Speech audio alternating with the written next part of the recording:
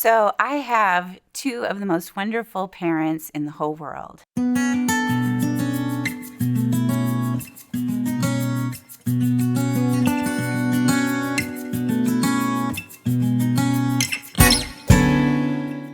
And I am so grateful for their role in my life and in shaping and forming me. My dad joined the church when he was a teenager, and I was first baptized when I was in my mom. She was pregnant when she got baptized into the church. And so I had the opportunity to grow up in the church, which really shaped and formed who I was very early on in my childhood because of a lot of really dedicated, faithful ministers. I had community experiences, primarily in camping programs, where I had an undeniable realization of the sense of God's presence in the world. And that presence manifested itself through how people treated each other and how committed disciples were willing to guide and work with us as youth. So my call comes first as an invitation from that spirit that moves to be a disciple of Jesus Christ. And because that is just such a significant feeling inside of me, ministry kind of flows out of that. As I think about my new leadership roles and what I hope to accomplish, first, it's hard right now not to focus on the financial circumstances of the church.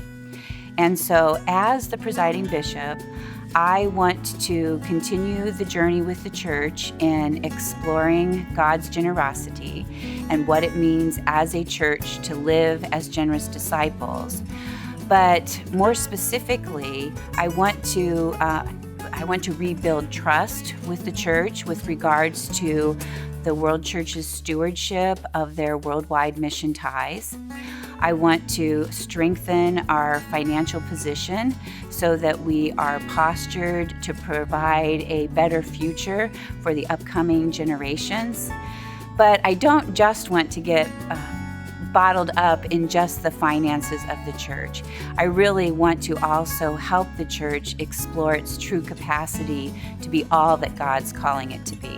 I think that true capacity includes our financial stability and our financial growth, but I also think that capacity is about really building communities and groups of people that signal to the world what God's intentions are for people living together. Stewardship is the response of my people to the ministry of my Son and is required alike of all those who seek to build the kingdom. Now, I know you and everyone else is going to think that I chose that just because I'm now the presiding bishop, but that scripture has always spoken to me. I have always had this strong sense of awareness that all of the gifts and the opportunities that I have in my life are not really mine, but are something that I have received from God and that I'm invited to do the very best I can with in helping God's purposes come to fruition in the world.